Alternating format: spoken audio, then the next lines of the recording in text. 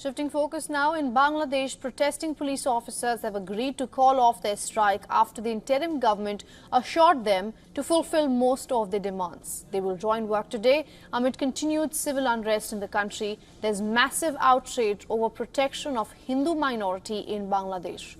Reports of multiple attacks on the Hindu minority in Bangladesh have triggered protests in several countries.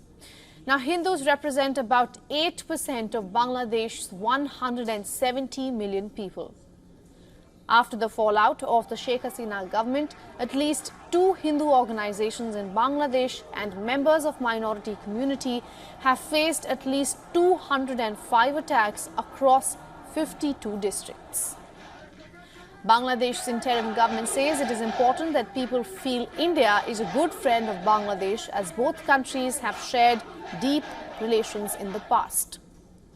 Foreign Affairs Advisor MD Tawhid Hussain, in his first press briefing, says the possibility of bringing home Hasina falls under the jurisdiction of the Law Ministry and that his office will respond only if the ministry makes any such request.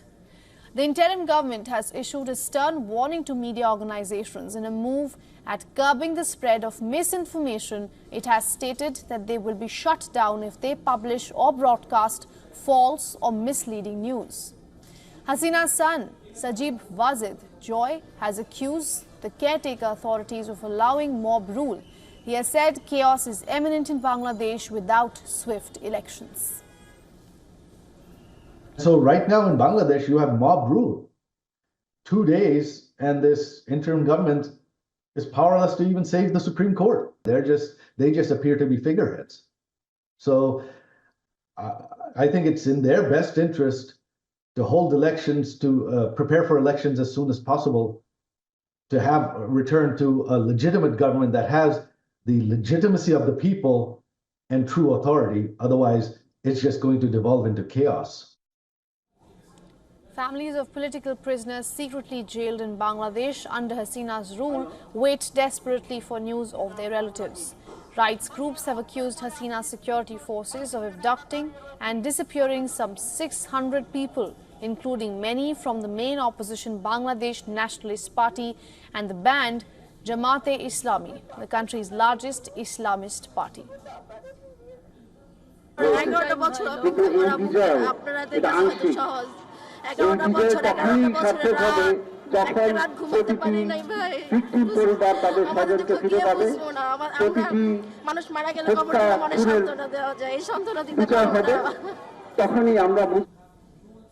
Meanwhile, in Houston, over 300 Indian and Bangladeshi Americans congregated in front of Sugarland City Hall to protest communal violence being subjected to Hindus and other minorities in Bangladesh. The protesters called upon the Biden administration to take immediate action to prevent further atrocities and to protect vulnerable communities in the nation.